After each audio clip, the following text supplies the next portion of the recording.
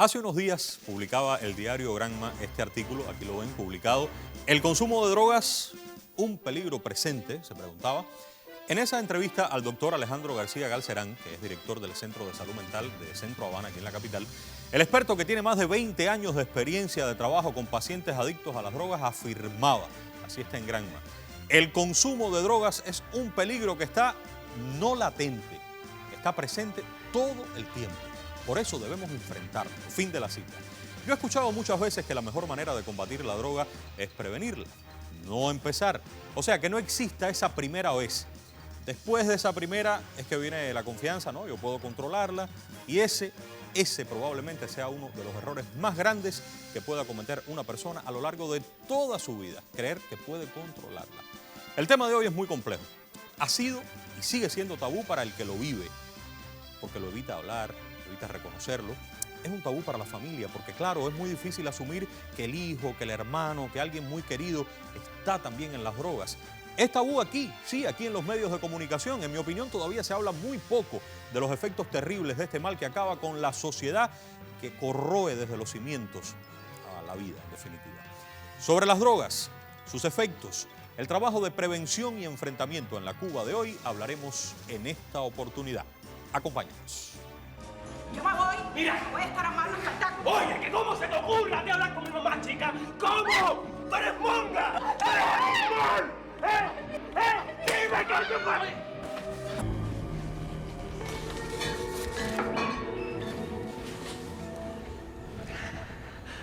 Tranquilo. Tranquilo. Me das el dinero y me piro, ¿ok? Tranquilo. ¡Dame dinero! ¡Dame el dinero! ¡Dame! Oye.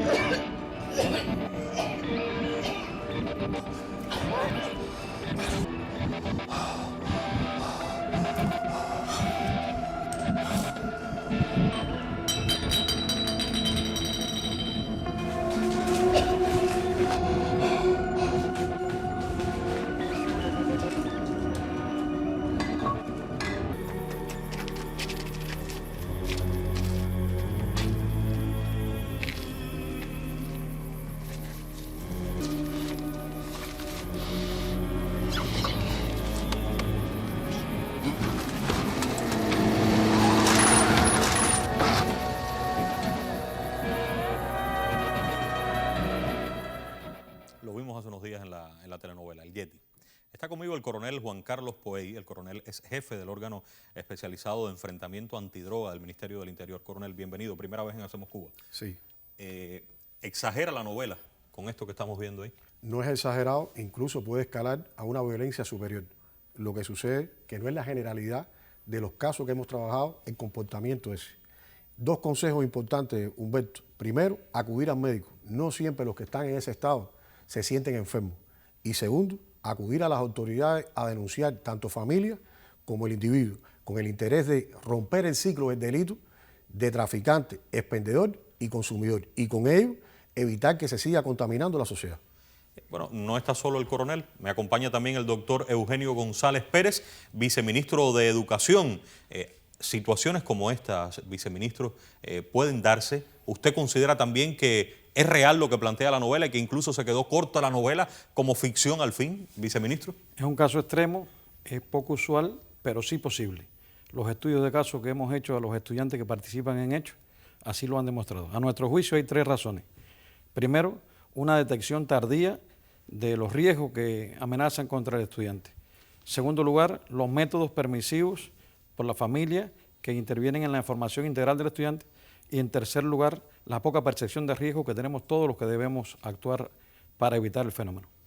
Claro, ustedes están hablando, capto dos ideas. Primero, no es totalmente ficción, puede pasar. Lo que pasa es que no ocurre todo el tiempo. Son los casos más excepcionales, pero en esos casos excepcionales puede irse incluso más allá. Tengo un tercer invitado y quiero ir con otro fragmento. Vamos a ver al Yeti en otro momento. Vamos con estas imágenes, porque aquí siento y doy la bienvenida al doctor que entrevistaba a Granma. Un placer tener al doctor Alejandro García Galcerán. Es psiquiatra, lleva más de 20 años atendiendo a personas en situaciones como estas. Doctor, aquí el Yeti no está en este mundo. es una persona enajenada totalmente. ¿Esto es posible así? ¿Ese es el Yeti? O prácticamente cuando la persona está en esta situación cambian a la persona y pierde el control absoluto de su vida. Una de las manifestaciones más complejas que tiene justamente la enfermedad adictiva es la toma de conciencia. Las personas se disocian, rompen con la realidad. Pueden aparecer alteraciones importantes no solamente del fenómeno psicológico, sino del comportamiento y las afecciones, la afectividad, las emociones, los sentimientos. Y precisamente bajo estos efectos las personas pueden ser capaces de desarrollar actitudes y conductas de las cuales después no se acuerdan, pero pueden ser cosas horribles. Desde afectación a su propia vida, a otras personas, de generar situaciones muy difíciles y complejas en su medio familiar, en su micro y macro comunidad. Y precisamente esta es una de las condicionantes que generan problemas precisamente en la evolución de una enfermedad, porque además las adicciones es una enfermedad neuropsiquiátrica, es crónica y es deteriorante. Doctor, una persona que llega a esta situación que estamos viendo aquí tiene retorno, o sea, se puede curar.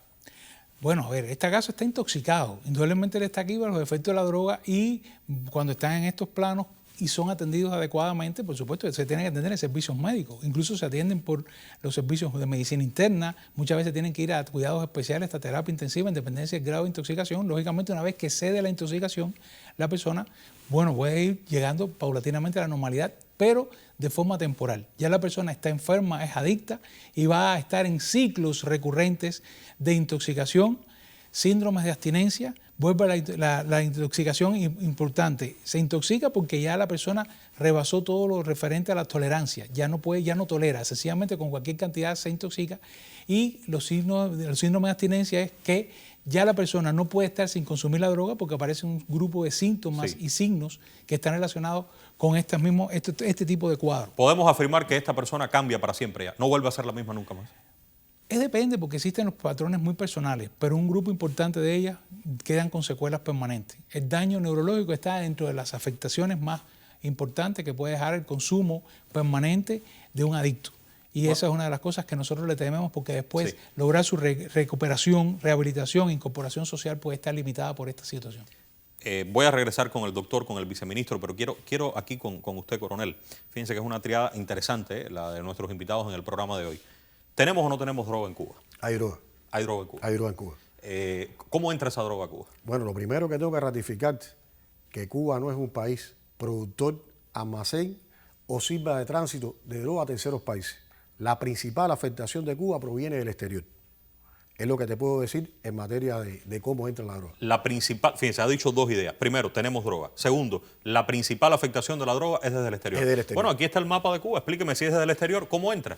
Bueno, lo primero, que dada la situación geográfica que tiene Cuba, que está en el medio de los países productores al sur y el principal consumidor al norte, esto provoca que estemos siempre bajo la influencia de la actividad de narcotráfico, porque en el norte oriental transita una ruta muy importante que tiene una operatoria muy activa y el movimiento de esa droga a partir de la actuación de los órganos de aplicación de la ley, de los servicios extranjeros, provoca que en muchas ocasiones estos delincuentes tiren a más la droga y como consecuencia esa droga arriba a nuestras costas. Esos son los recalos de droga. Esos son los recalos de droga. ¿Cuáles son los sitios en los cuales inciden más los recalos de droga? Bueno, los recalos de droga, como expliqué, principalmente en la zona de Guantánamo. A ver, vamos a marcar. Costa norte de Guantánamo. Costa norte de Guantánamo. Bien, por aquí. Sería, Holguín.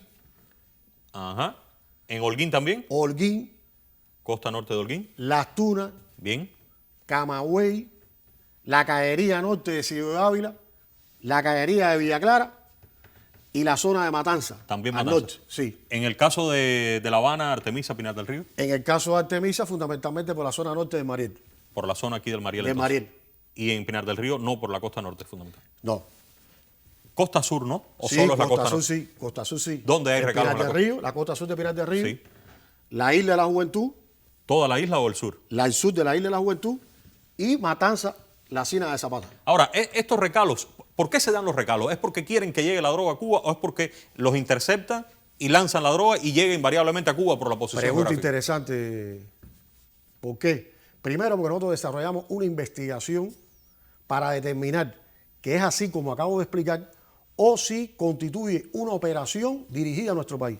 Hasta el momento, ¿Qué es en realidad? Es en realidad de lo que hemos investigado y hemos confirmado que se debe, en primer lugar, a la actuación de los servicios, el arrojo al mar de esos alijos de droga que como consecuencia del movimiento de las corrientes marinas llegan en consecuencia al territorio nacional, concentrándose fundamentalmente los recalos masivos en la zona de Holguín, Guantánamo y Las Tunas. O sea que hay incidencia en cualquier parte, pero fundamentalmente se concentran en lo que usted ha dicho. Correcto. Ahora, ¿toda la droga que tenemos es porque recala? ¿No hay otras maneras?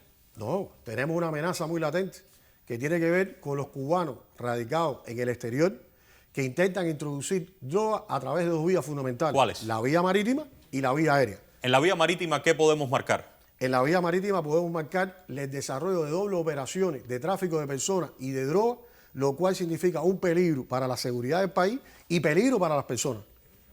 O sea, Fundamentalmente estamos en la hablando- zona occidental del país. Estaríamos hablando entonces de tráfico ilegal, vienen a recoger personas y traen droga. Y traen droga.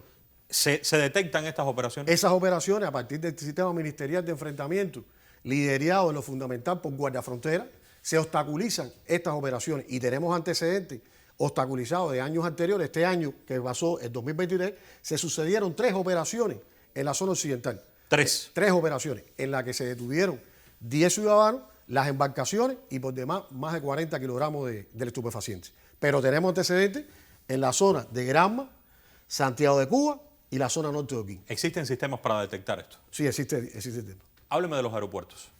Bueno, los aeropuertos, a partir de la caracterización que te he dado de cubanos radicados en el exterior, que por demás están en estos países de América, Centroamérica y el Caribe, con condiciones muy desfavorables para el tema de la droga, porque se asientan en países que son productores, almacenes o tránsito de droga, y la droga es muy barata, y tratan de introducir la droga por la vía aérea, que el año pasado afectó 4 aeropuertos internacionales. Afectó La Habana como principal escenario, afectó el aeropuerto Juan Gualberto Gómez de Matanza, afectó además Camagüey, Ignacio Aramonte y Santiago de Cuba, el Antonio Maceo. Pero es una actividad que se desarrolla a partir de las facilidades que ha brindado la aduana de importación de mercancías y ellos enrutan a partir de pasajeros, la carga no acompañada y la paquetería, la introducción de droga al territorio nacional.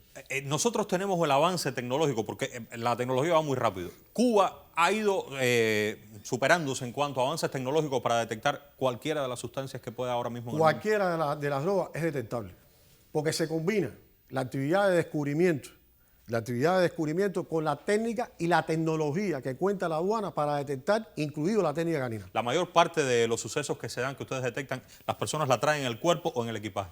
Bueno, hay un porciento importante, sobre todo del principal origen, que es los Estados Unidos, de esa operatoria de drogas en territorio nacional, que la traen fundamentalmente en los equipajes. Bueno, pero es que no escucho. Usted está mencionando Estados Unidos una y otra vez. Está diciendo, bueno, por aquí son los recalos porque van camino a los Estados Unidos. Está diciendo que entran por los aeropuertos fundamentalmente desde los Estados Unidos, pero no se escucha hablar en los Estados Unidos detectada una red de distribución.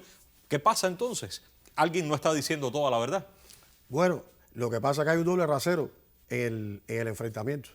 Ellos plantean o le echan la culpa a los países del sur Sí. como que tienen contaminados y es increíble que un país que tiene el nivel de consumo más alto no tenga un narcotraficante. Es un elemento, inaudito. Y por otro lado, nosotros tenemos identificados organizadores en Estados Unidos que le hemos dado toda la información y sin embargo no han actúan. cooperado No y no han actuado.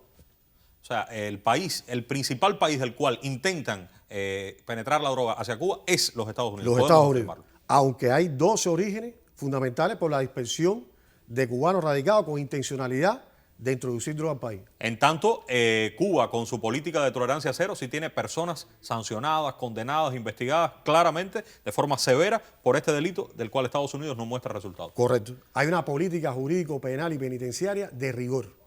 Y todo el que se involucre en una actividad de tráfico de droga es severamente sancionado. Ahora, toda la droga viene del exterior. No se siembra droga en Cuba. Bueno, tenemos afectaciones también con el cultivo de marihuana, fundamentalmente en la zona del oriente del país, aunque se ha detectado de forma puntual en el resto del país, fundamentalmente en macetas y lugares inhóspitos para el cultivo. Esta zona es caracterizada de cultivo a partir de las condiciones del suelo y del clima que favorece el desarrollo de esta planta. Aun cuando sí. tiene un THC, que es el principio activo de la marihuana, muy bajo. Ahora que estamos en este punto, quiero ir con usted, doctor. Escuché en algún momento que para las personas que son adictas, esa droga, esa que está mencionando el coronel, que se siembra o que puede sembrarse, que además no es nuevo, esto es histórico. Recuerdo incluso la política de inicios de revolución, que siempre ha sido tolerancia cero en este sentido. Doctor, he escuchado que no prefieren los adictos la droga que se siembra en Cuba. ¿Esto es verdad o es un mito? Se plantea que la droga que se siembra en Cuba, que es básicamente marihuana, no es de la mejor calidad. No es de la mejor calidad porque no da los efectos que se buscan, por ejemplo, que los dan otra marihuana, por ejemplo, marihuana colombiana, la marihuana de Ecuador, de Perú, son de mucho mejor calidad porque tiene que ver con los suelos, el clima, las características, incluso de insolación, de temperatura, etcétera, no es de la mejor. Personas la consumen, pero ellos mismos no es lo que prefieren precisamente. Generalmente Ahora, suelen mezclarla sí. con otra sustancia. Yo quiero, me está hablando de los lugares, de la manera en la que entra, pero La Habana es la capital. Yo estuve investigando en estos días, coronel, viceministro, doctor, y yo también traigo mi mapa. Usted me traía esto y yo le traigo un mapa de La Habana. Vamos a ver si tenemos posibilidad de mostrarlo, por favor. Y de acuerdo a lo que yo he estado investigando, determinados lugares de La Habana, o en determinados lugares de La Habana hay una percepción mayor en torno a, aquí está el mapa de La Habana, a la presencia de las drogas. Y usted me dice si yo estoy en lo cierto o no. Voy a marcar esos lugares, esos municipios, y usted me rectifica. Usted es la autoridad. Recuerdo que es el jefe de la lucha antidroga del Ministerio del Interior. Por ejemplo, yo marcaría San Miguel del Padrón. Yo marcaría aquí en La Habana Arroyo Naranjo. Marcaría 10 de octubre. Marco La Lisa. Marco Marianao y marco Centro Habana. Dígame si me equivoco en algo de lo que estoy marcando en este mapa. El estudio permanente de la delincuencia y su actuación nos ha permitido determinar que esos municipios que bien tú has planteado son los principales municipios donde primero entra la droga en La Habana. ¿Dónde entra? Donde entra la droga como resultado del narcotráfico o del tráfico que se desarrolla en provincia Sí. para llegar a la capital. Por las vías que usted explicó antes. Por la vía que expliqué anteriormente. Terminan en uno de estos 6 En municipios. uno de estos 6 municipios y de ahí se disemina en el resto de la capital. Por lo tanto, lo que quiere decir que en estos lugares hay mayor presencia de este tipo de droga en cantidad, pero después se va diseminando en el resto de la capital. Eso no significa que sean solamente esos 6. No significa que sean solamente los municipios donde se pueda percibir la presencia de droga. Ahora, yo quiero hacer una pausa. Quiero que usted tome asiento cómodamente, coronel. Voy a ir al otro set y tras la pausa les voy a preguntar por algo que no he dicho hasta ahora y en realidad es de lo que más se habla, de lo que más se menciona, y es esa palabrita del químico. Los químicos. ¿Qué son los químicos? ¿Son estas drogas que hemos mencionado?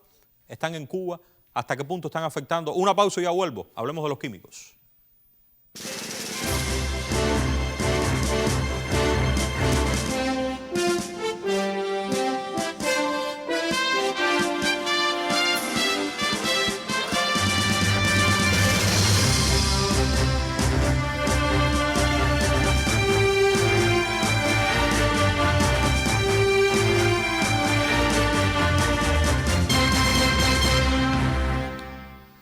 Quiero comenzar con el doctor Alejandro. ¿Qué son los químicos, doctor? ¿De qué estamos hablando aquí? Es el nombre que se le está dando de forma genérica a grupos de sustancias que se logran en laboratorios. Por ejemplo, lo más común que se utiliza en Cuba son los cannabiméticos, que no es otra cosa que marihuana genéticamente modificada, pero que además no es un tipo. Se logran muchos tipos a partir de que es muy fácil lograr cambios dentro del ADN de este tipo de sustancia. ¿Qué pasa? Son altamente adictivos. Sí, más que las otras drogas que mencionamos. Todas son adictivas. Lo que pasa es que estas, en un periodo de tiempo mucho más corto, logran un proceso de adicción más intenso porque son más agresivas, más tóxicas y además tienden a ser mucho más difíciles. Porque en estos intercambios usted me ha dado un grupo de ideas que yo he tratado de resumir aquí y hay una que es preocupante. Y usted habla de que hay una disminución en las edades, ¿cierto? Es una de las tendencias que más se está dando.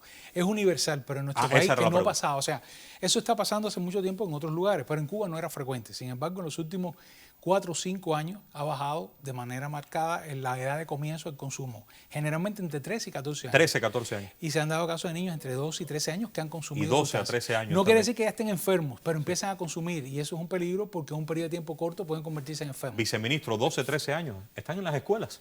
¿Qué están haciendo ustedes? Es complejo el fenómeno, Humbertico, porque La escuela enfrenta los 3 principios básicos para el tema de la prevención de las drogas. Está en primer lugar la prevención, en segundo lugar el enfrentamiento y la rehabilitación. En la escuela tiene dentro de sus procesos, el proceso educativo se complejiza. Lo que decía el coronel pues es una realidad.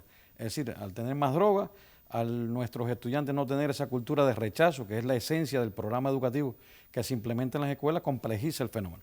Nosotros realmente en los últimos 10 años el promedio de edad es de 15,2 años y predominan los varones. 15,2. 15,2. Eso es secundaria básica. En los primeros años abunda más noveno grado y primer y segundo año la educación técnica y profesional, que son las 2 educaciones donde más hechos con participación de estudiantes hemos tenido. Desde el punto de vista de la investigación, coronel, y después la persecución penal, estamos hablando de menores de edad, o sea, menores incluso de 16 años, no hay responsabilidad penal. ¿Ustedes se enfocan hacia ellos en el enfrentamiento o hacia los que les proponen, le venden la droga a estos muchachos? Bueno, tengo que decirte que esto es una investigación que se desarrolla de forma especializada, de conjunto con la escuela, y no se va vestido de civil para no criminalizar al muchacho. Y lo que estamos buscando, en primer lugar, como tú dices, es el origen del problema. ¿Quién fue el que le suministró la droga a ese menor? Por lo tanto, aprovecho la ocasión para estimular la denuncia de padres a que digan quiénes son los que le suministran la droga a los muchachos para procesarlo severamente, como está establecido en ley, este tipo de actividad. Policonsumo, usted está diciendo esto, doctor. Claro, es porque, ¿qué pasa? Tienden a buscar distintos tipos de sustancias para lograr más rápidos efectos y más intensos, porque muchas veces con la que tienen no están contentos, o sencillamente también, como son muchachos jóvenes y están en grupos, bajo la insistencia de otros, pues empiezan a consumir distintas sustancias. Esto complejiza mucho los cuadros, tanto la aparición de síntomas y signos de la adicción, como la forma de tratarlo, porque a veces cuesta trabajo definir qué es lo que han consumido. A veces ellos no saben ni lo que están consumiendo. Ni ellos saben, ¿eh? No, porque usan varias cosas y si llegan a un cuerpo de guardia muy afectados, sencillamente cuesta trabajo. Comienza, por supuesto, inmediatamente un tratamiento de desintoxicación, pero este policonsumo va complejizando los cuadros. ¿Por qué usted dice que hay poca percepción de la familia? A estas alturas puede haber gente que no entienda el peligro. Es que la gente siente que no le va a tocar. Y esto es un problema. Las personas piensan, porque hay una cosa cierta, a pesar de que se dice que hay droga y que la gente a veces exagera esto, sí. Realmente Cuba, la familia siente que no hay ese gran problema todavía. ¿Ah, no? Y, el problema no es tan grave. Pero hay estados de opinión. Sí, sin embargo, a pesar de esos estados de opinión, para la familia, el hijo no va a caer en problemas. O sea, vamos a hablar de 2 cuestiones diferentes aquí. Una cosa es la percepción de que no me va a tocar a mí. Ajá. Y otra cosa es eso está pasando por ahí. Así mismo. Porque es lo que yo le decía, coronel. Por eso yo hablé de esos 6 municipios, sondeando en redes sociales, preguntando, y pude haber hecho lo mismo en otras provincias. Y lo mismo pudiera hacer con las escuelas, viceministro. ¿Hasta dónde la responsabilidad del director de una escuela donde puede darse un fenómeno de este tipo? ¿Es tan difícil que el maestro se dé cuenta, no cambia la actitud, viceministro? ¿Están enseñando ustedes a los maestros a manejar estas situaciones? Sí, cómo no. La escuela tiene un proceso de diagnóstico y caracterización que no solo para los estudiantes y la familia, sino también para los propios docentes. Y esto está incluido no solo en la salida curricular que se le da, que como se conoce hay un perfeccionamiento, el 3er perfeccionamiento del Sistema Nacional de Educación, que le hemos dado tratamiento desde todas las asignaturas. No solo química, física, biología, sino todas las asignaturas tienen una salida curricular. Se puede hablar del tema en cualquier asignatura. En cualquier asignatura. Y también en las actividades complementarias. ¿Dónde es que hemos insistido, Humberto, ante la complejidad del fenómeno, del contexto? Está en convertir esas reuniones de padres en escuelas de educación familiar. Este es un fenómeno multidimensional y el abordaje tiene que ser integrado. Sí. Ahí juega un papel importantísimo la escuela como centro de influencia educativa en la comunidad. La escuela tiene que aglutinar los esfuerzos del médico. Hay un trabajo muy inteligente en los grupos básicos y la escuela, entre el grupo de prevención que debe asumir la integración de todos estos actores, aprobado hace unos años atrás, y que nosotros tenemos que seguir vitalizando el trabajo de estos grupos para que la escuela se convierta en ese escenario de identificación de riesgos. Sí, es ahí donde nosotros tenemos que salvar a los estudiantes. Yo debo decir que más del 99% de los casos 99 se nos dan en la vía pública. No es en las escuelas. No es en las escuelas. Nosotros hemos tenido hechos de escuelas muy puntuales y se adoptan medidas drásticas con los responsables administrativos, y asimismo se aplica el reglamento escolar, porque eso es una violación grave en el reglamento escolar de un estudiante que lleve la droga a la escuela. Vamos a hablar de los químicos y de los efectos, porque esta es la palabra, reitero, que está un poco de moda, se oye hablar.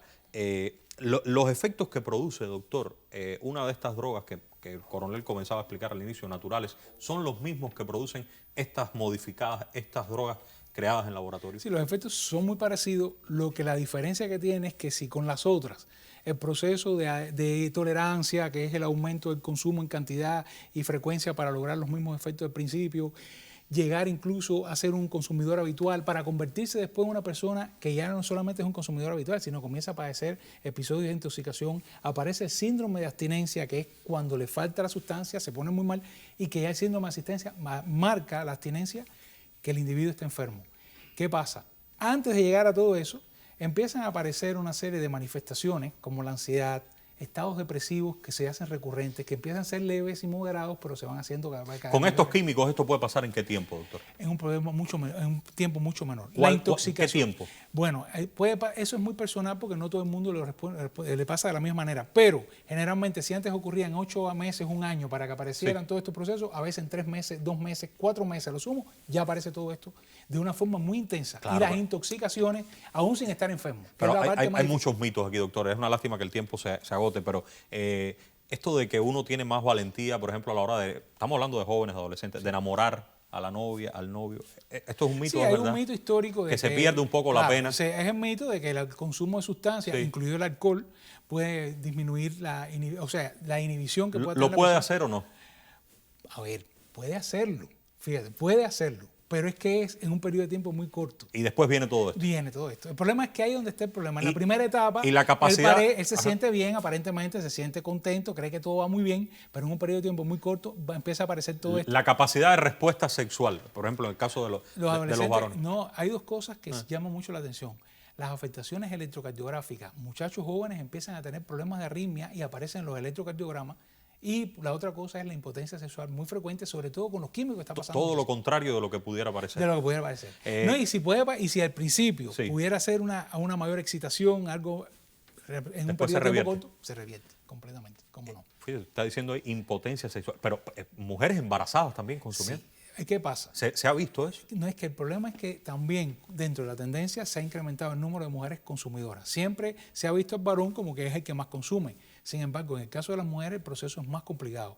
Las mujeres, por sus características biológicas, tienen menos líquido corporal. Su capacidad de eliminación, excreción renal es menor y su metabolización hepática es más lenta. Esto hace que la mujer se intoxica más rápido y elimina la sustancia menos, o sea, con menos rapidez que el hombre. Se recuperan más lentamente y se intoxican con más facilidad.